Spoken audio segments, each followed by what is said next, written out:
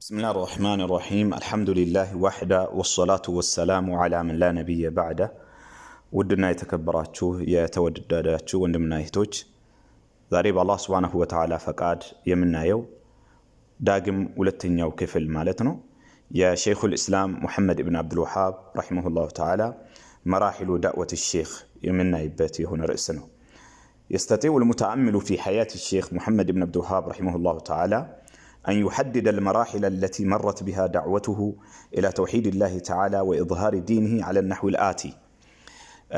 يا علماء من الألو يا شيخ الإسلام محمد بن عبد الوهاب رحمه الله تعالى ودى الله سبحانه وتعالى تري يا درقبة يدعوان درجة إدقى درجان بارات ملكو كفل أي توتال عندنيو ناولتنيو زاريب الله فقاد ناولا عندنيو علم በሚፈልጉበት ሰዓት ላይ እየፈለጉ ያደረጉት ዳዕዋ ነው። ሁለተኛ ሑረይመላ ላይ ከመጡ ያደረጉት ዳዕዋ ነው። ሼኹ ረሂመሁላሁ ተዓላ በአባታቸውና ባጎታቸው በዛው መንደር ዙሪያ ላይ በሰበሰቡት ዕውቀት ከሰበሰቡ በኋላ ወደ መካ፣ ወደ መዲና፣ ወደ ኢራቅ፣ ወደ አህሳ እንደተጓዙ ጠቅሰናል ባለፈው ትምህርት ላይ እና በዚህ ጊዜ ያዩት በርካታ የሆኑ ሙኻለፋን አይተዋሉ። ብዙ ስህተቶች የአቂዳ የአላህን ሱብሓነሁ ወተዓላ መብት ለመቃብር ተሰጥቶ ለድንጋይ ተሰጥቶ ግልጽ ነው። ስለት የእርድ አይነት እስትጋሳ بالاموات በሙታኖች እርዳታን መጠየቅ እነሱን ይድረሱልኝ ጥሪ ለነሱ ማቅረብ ወዘተ የሆኑ ነገራቶች እጅግ በጣም ተሰራጭቶ በሰፊው እንደነበረ ተረተዋሉ አይተዋሉ። ከዛም በአቅማቸው ያክል ይሄንን ለማስተካከል ሞክረዋሉ።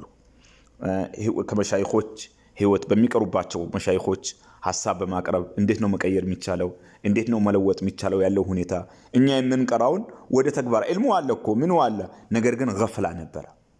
ይሄንን ወዴት ዕውቀት ወዴት ተግባር ይቀየራል፣ ወደ ህዝቡ እንዴት ይተላለፋል የሚለውን ሼኹን መጀመሪያ ላይ እንደተናገርነው ትልቅ ብልህ ነበሩ።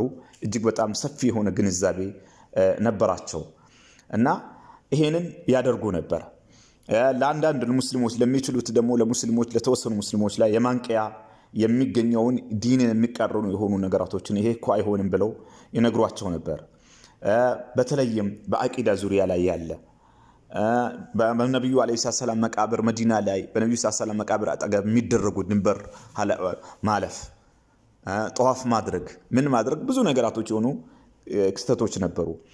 በተለይም ደግሞ ራፊዳዎች በተለይ ኢራቅ ላይ ያጋጠማቸው በስራ ላይ ራፊዳዎች የሚያነሱት ሹብሃ እነ አቡበክርን እነ ዑመርን ያው በማስከፈር አይሻን በማስከፈር ይታወቃሉ።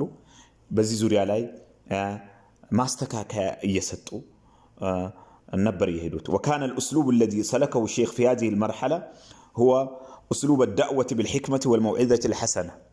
يا بزي دعوة انكسك أسياتشو يتتكموا تسلتنا بالحات من نبرة طببتهم اللابت نبرة طروي هنا قصاص يعلبت مكر ترغيب ترهيب نبر يتتكموت بزي قراتشو بتلي بصرة لاي مضايقات شديدة تلك هنا بطعم أتنانقواتشوال بزي نقر لاي ዳዕዋ ምቹ አልሆነላቸውም። በተለይም እንደውም ካደረጉባቸው ጫና ጭቆና የተነሳ አገሩን ትተው ወደ ሌላ ቦታ ላይ በሰፊው ታሪኩ ተዘግቧሉ በዚህ ዙሪያ ላይ ማለት ነው። እኛ አጠር ያለ ታሪክ ነው እያወራን ያለ ነው እና ከዛ በኋላ ወደ ሑረይመላ ተመልሰዋሉ። ከዛ በኋላ በሁለተኛ ደረጃ ያደረጉት ወደ ሑረይመላ ብዙ ዕውቀቶችን ከሰበሰቡ በኋላ ወደ ሑረይመላ ምክንያቱም ከአባታቸው ከዑየይና ተነስተው ወደ ሑረይመላ ተሸጋግረው ነበር። እዛው ቃዲ ነበሩ አባትየው። ከዛ በኋላ ከተመለሱም በኋላ የበለጠ ሐማሳቸው ጨመረ፣ ፍላጎታቸው ጨመረ። ሰዎችን በጥሩ ነገር ማዘዝ በመጥፎ ነገር መከልከል የበለጠ ጨመረ። አንዳንድ አዋቂ ነን ዕልም ያላቸው ሰዎች በዕልማቸው አለመስራትን እነዚህ ነገራቶችን ማውገዝን ጨመሩ። አንዳንድ ሰዎች ጥቅማቸው የተነካባቸው ሰዎች አባታቸው ላይ መተው ስሞታን ያቀረቡ። ከዛ በኋላ ሼኹ እሱን ትተው ቀጥታ ወደ ማስተማር ቀጥታ በማስተማር ነው ሰውን መቀየር የሚቻለው የሚለው እምነት ሂደው ማስተማርን ጀመሩ።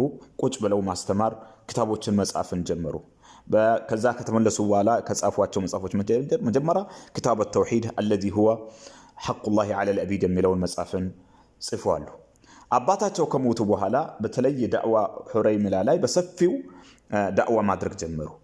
ምክንያቱም ትልቅ ዕውቀትን አከማችተዋል። እንዲሁም ደግሞ ተሞክሮንም በደንብ ብስልትንም ይዘዋል። የአላህን ፍርሃቻ ዳዕዋ ላይ በደንብ ዕውቀትን አከማችተዋል። ዳዕዋ በጣም አሰራጩት። ረዳታቸውን በዛ፣ ዕውቅናቸውም ተሰራጨ። ከሁረይሚላ ውጭ ማለት ነው። በጣም ተሰራጨ። ሰዎች ዑለማዎች ከተለያየ ከሁረይሚላ ዙሪያ ላይ ያሉ ሁረይሚላ ማለት ከሪያድ ወጣ ብሎ መንጥቀት ሪያድ ላይ አልፎ ያለ የሚገኝ ነው። ከዛ በኋላ ወደ ኢልማቸው፣ ወደ ትምህርታቸው፣ ወደ ሙሐደራቸው ሰዎች ወደዛ ላይ በገፍ መምጣት ጀመረ ማለት ነው። ይሄንን ዙሪያ ላይ ሐታ ዑየይና ድረስ ወሬው ደረሰ ማለት ነው። እዛ ቦታ ላይ ደግሞ አንድ አሚር ነበረ። ይሄ አሚር ዑስማን ኢብን ማዕመር በመባል የሚታወቅ ሰውዬ ነው። ይሄ ሰውዬ ና እኛ ጋር ወደሚል ጥሪ ያደረገላቸው በዳዕዋ እረዳሃለሁኝ፣ አግዛለሁኝ። እንግዲህ የተወለዱበት መንደር ነው። ወደዛ ዳዕዋቸው ወደዛ አቀኑ ማለት ነው። እዛ ቦታ ላይ ትልቅ የሆነን እንቅስቃሴን አደረጉ። ያ የተወለዱበት አገር ነው። እንደገና ይሄ አሚር ደግሞ ቃል ገብቶላቸዋል እንዲረዳቸው። ትልቅ የሆነን እገዛን አገኙ። የበለጠ እዚህ ጋር ምን ተከሰተ፣ ምን አደረጉ የሚለው ዑየይና ላይ ያለውን ክስተት እናያለን ኢንሻአላህ። هذا وصلى الله وسلم على نبينا محمد